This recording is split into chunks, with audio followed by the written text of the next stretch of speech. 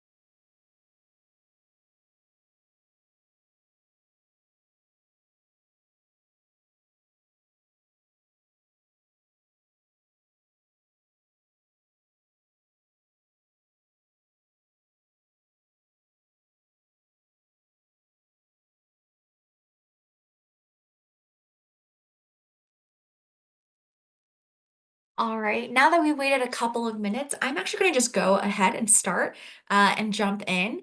Welcome, everyone. Thank you for joining our Fall 2024 Content Spotlight on developing accessible, advanced, and technical courses today. My name is Isel Ko, and I'm based here in Chicago. Before joining the Packback team, I spent several years as an early childhood educator, so I've always been really passionate about the education space.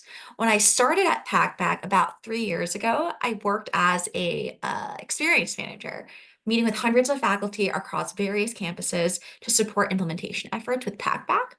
In my current role as a curriculum consultant, I get the opportunity to share best practices and pedagogical course building to help achieve your course goals. And so I'm really thrilled to be here today to discuss how we can create accessible, advanced, and technical courses together.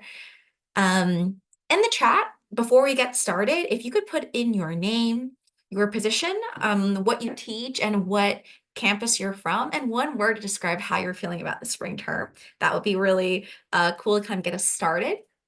And I wanted to jump into the agenda today. We'll start with addressing our intentions of this time, then review some best practices and some of our recommendations, then some main takeaways that you could implement immediately into your course planning, and then we'll wrap up with a Q&A session at the end. Awesome.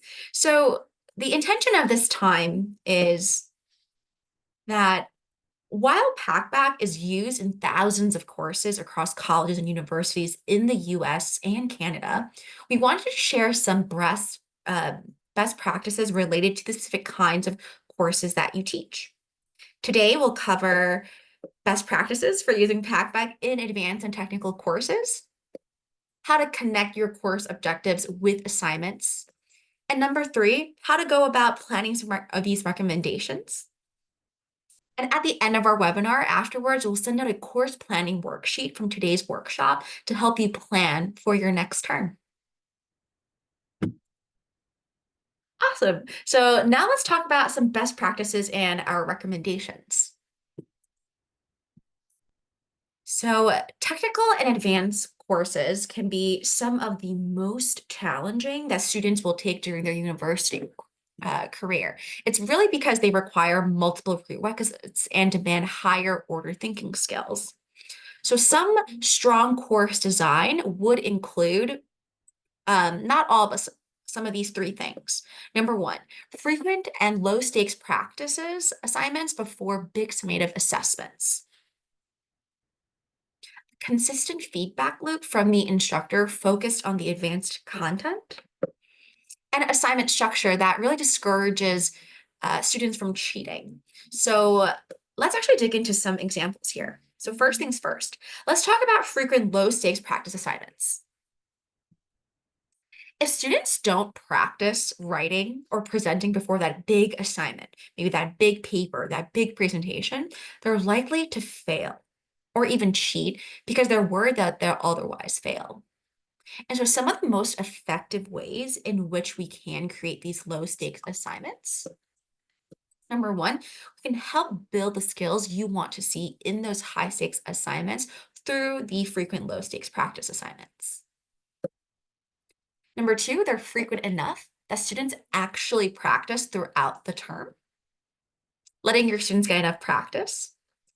And number three, which is, I think, one of the most important things, is that it doesn't introduce a significant grading lift for you because you already have enough on your plate as a content expert and as the instructor throughout the term.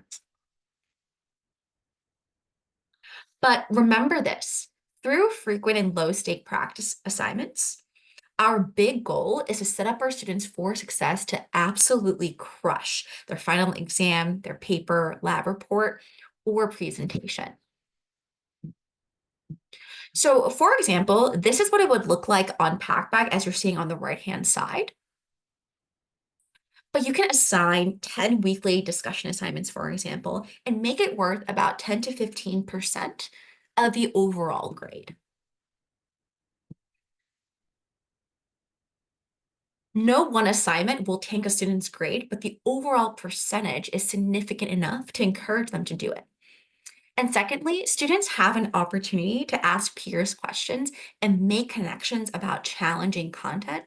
And number three, it's also a great way for you to ensure that your students are actually doing their reading and coming prepared for class.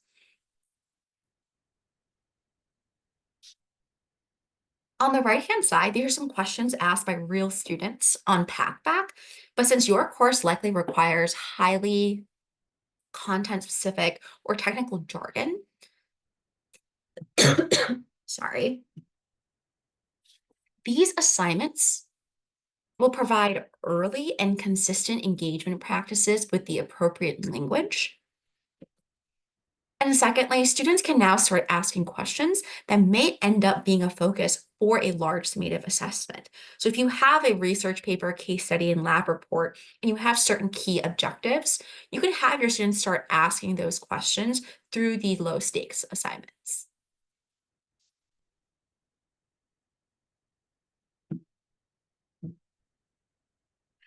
This was the second thing for a strong course design is consistent feedback loop that focuses on advanced content, and where we can create space for this to exist in your course. But I do want to name a couple of things here. By the time they are enrolled in highly advanced or technical courses like yours, students have likely already passed many introductory and intermediate courses in the content area on um, that focus on these skills building. So the feedback that they need now to keep growing should center on the quality of their thought and ideas. And also, most campuses offer tutoring options for students, but these are rarely leveraged throughout the campus. I see that we just had someone pop in here. If you would like to, you can leave your name, what you teach, what institution you're coming from, just so that I can get a good idea of who we have in the room today.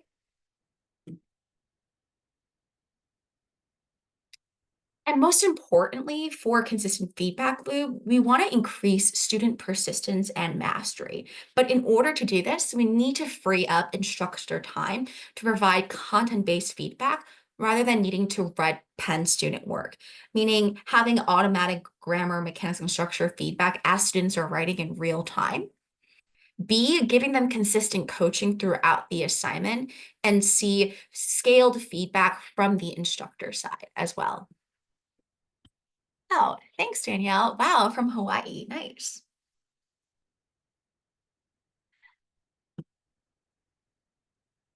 One other way in which we can do this is by guiding prompts to give students a focus week over week that will align with the modules you have already built while setting clear expectations for content level feedback that you'll be providing. And one thing that we always like to recommend is to be sure to provide weekly coaching for 1 to 2 posts for students, and all students will be able to see your public praise, so no need to repeat. This is an example that you're seeing here of an assignment and an instructor feedback on this post as well.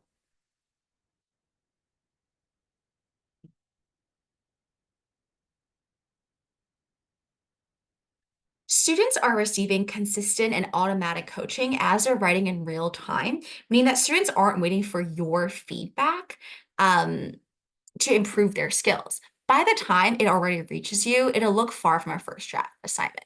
So this is included in both low stakes weekly assignments and higher stakes summative assignments. And last but not least, it's instructional, not generative AI. We're not generating content and writing for your students, but rather coaching students through the process of writing through our instructional AI so the students can feel more confident in their writing and be able to feel confident that they can really fresh their assignment.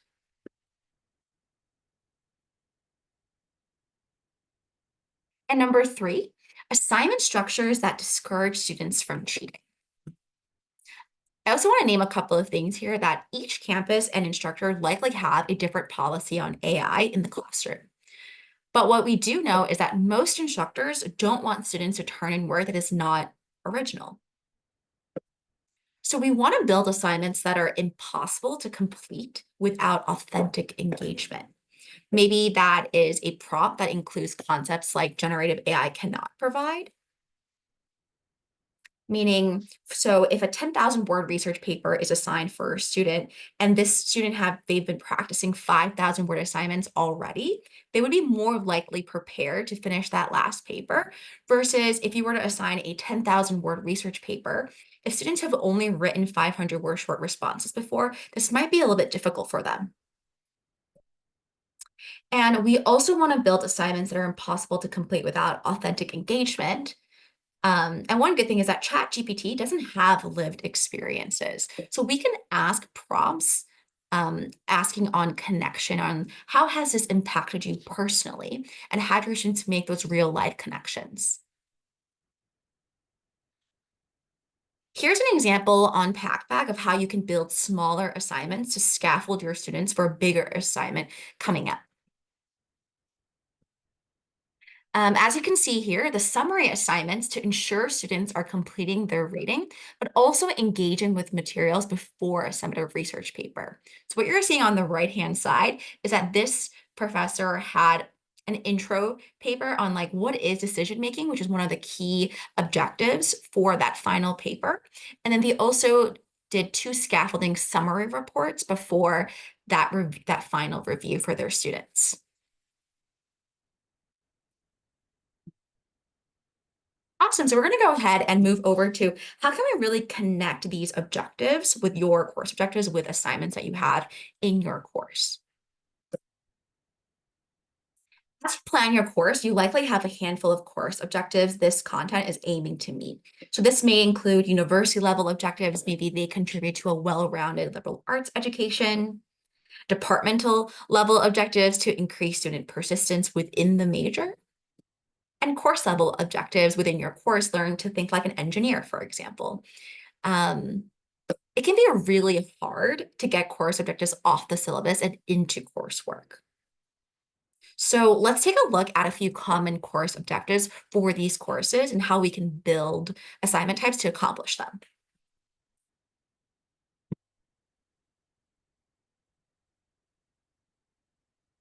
This is an example that I took from a nursing course to apply critical thinking. So the objective here is to apply critical thinking and clinical judgment skills to prioritize patient care in simulated emergency room setting. So in which that we can create this assignment that would be aligned with the objective is that we can have weekly discussion assignments around a specific module focus, or we can include a guidepost that tells students to analyze a specific data set or other resources for this assignment. Another example that I took away is from this advanced econ course. And the main objective for this deep dive was for research skills, right? So students will be able to critically evaluate economic research and conduct independent research by applying certain methods. How we can create objective aligned assignments is we can have annotated bibliography 6 weeks assigned to students before the final research presentations. And we can also increase student fluency with deep dives before their final assessment and encourage them to think through all elements of their research before diving into actual presentation planning. And you'll be able to monitor and guide students through that process. And last but not least, this is something that I grabbed from one of our professors that I work with on ethical considerations. So students will be aware of the ethical implications of their work and conduct research responsibly. So the question that this professor asked with our polls is, how ethical do you believe it is to gather data from online user activity about teenagers who use social media? Then the professor went in, had a little bit of a description and added some poll options here. And this assignment was a poll before an in-class discussion to kind of gauge student sentiment towards a challenging issue. And it also gave students a place to start reflecting and engaging critically before going in and conducting research on their own. So now that we've kind of gone through best practices and recommendations and some tips on how we can connect objectives within assignments, let's talk about some like main takeaways that you can take away to implement into your course planning. Some big questions to ask when designing or redesigning a course could be, what objectives does a student need to meet via this course? Are my assignments aligned with these objectives? Do my assignments give students the ability to practice key skills consistently? How will my students receive consistent feedback? And will students feel confident that they can succeed in these assignments without cheating? So as you're asking yourself these big questions for designing a course, we can offer some support afterwards. Look out for a course planning worksheet from us that will help in designing or redesigning any upcoming courses that you may have. Awesome. That is what we had here planned for today. I did want to kind of open up the floor for a Q&A session. If you have any questions, feel free to put them in the chat. Let me see here. Stop sharing my screen.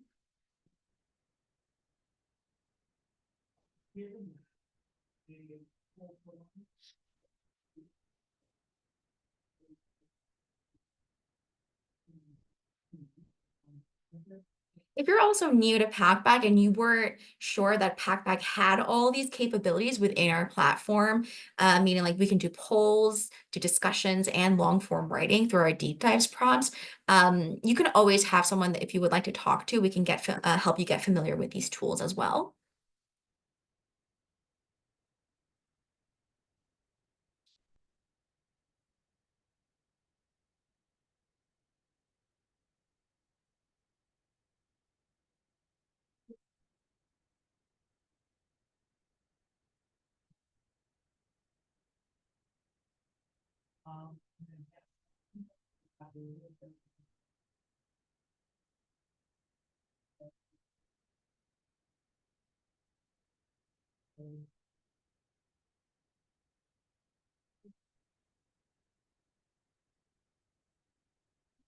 I'll pause for a few minutes if anyone has any questions that they want to ask to add in the chat.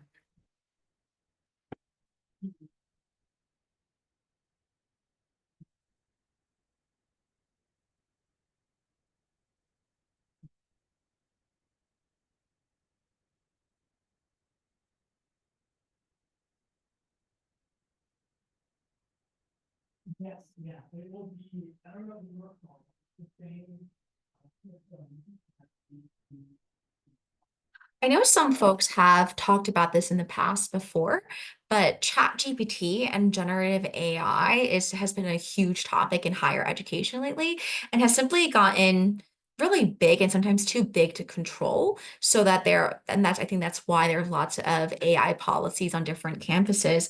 If you're worried about bringing any kind of writing back into your course, I kind of wanted to hear what your concerns were around that and if there are some important skills for students and what encouragement that we could give to those students as well.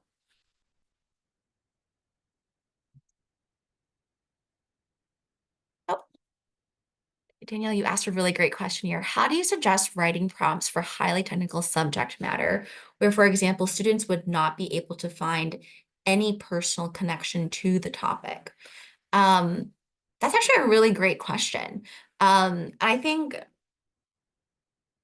I do have some ideas on that. And I think number one would be if there is no room for any like personal connection to the topic in that writing prompt, I would say, what are some other key objectives that we can make connections to in your course that we can um, connect for those maybe through those like low stakes assignments, or how can we consistently give feedback to your students to build some of those skills? Danielle, if you don't mind sharing, can you tell me a little bit more about like some of those writing prompts and what you usually have your students write for those writing prompts?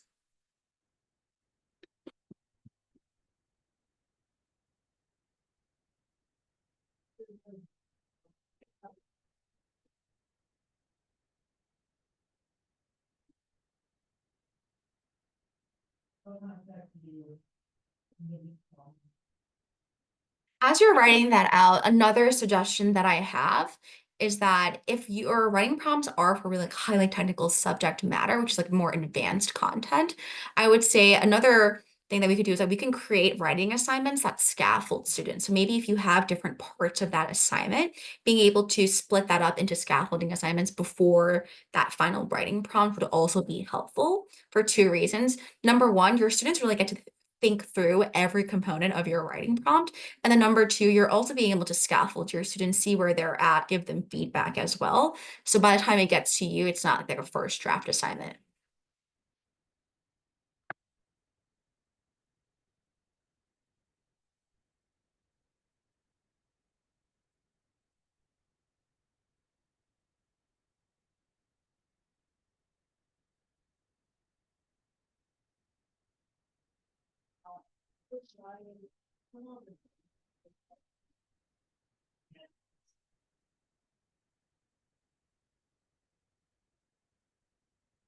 Oh, awesome. So you've used Packback before. That's really great.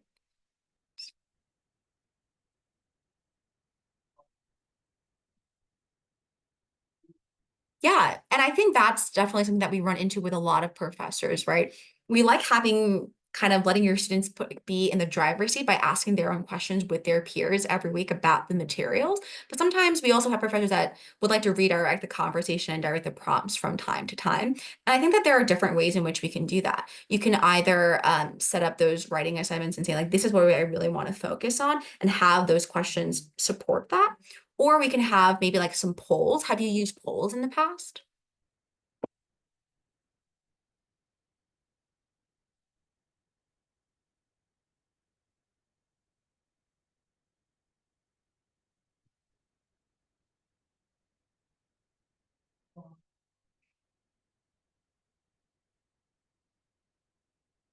Yeah, here, actually, I'm going to go ahead and share my screen again and show you that polling feature here.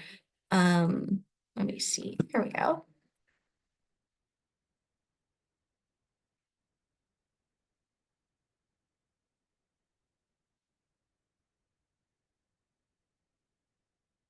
So after you've had your students ask their own questions on the material, and you have a few weeks into the semester where you're really looking at, like, what kinds of questions are my students asking? How are they interacting with one another? What you could do is you could ask your own questions as a poll, or maybe ask your question and add some choices in there as well. And then you would be really able to kind of see where your students are at in that. And then maybe that could also like help guide you to create other assignments, or maybe add some writing prompts based on what your students have taken. And so I think that would be a really great way for them to make personal connections then, because then you can have grab some data on a poll like this.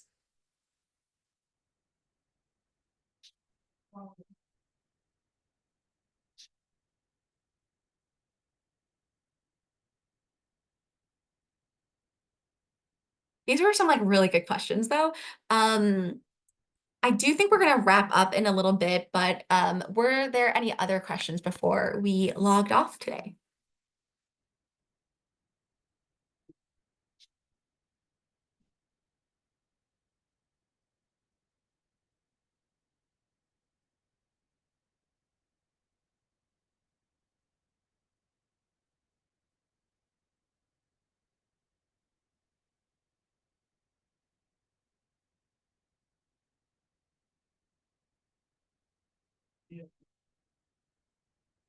I left my email in the chat. If there were any more questions, or if you're looking to look into like new features within Packback, please feel free to send me an email, and I'll be happy to connect with you after the webinar today.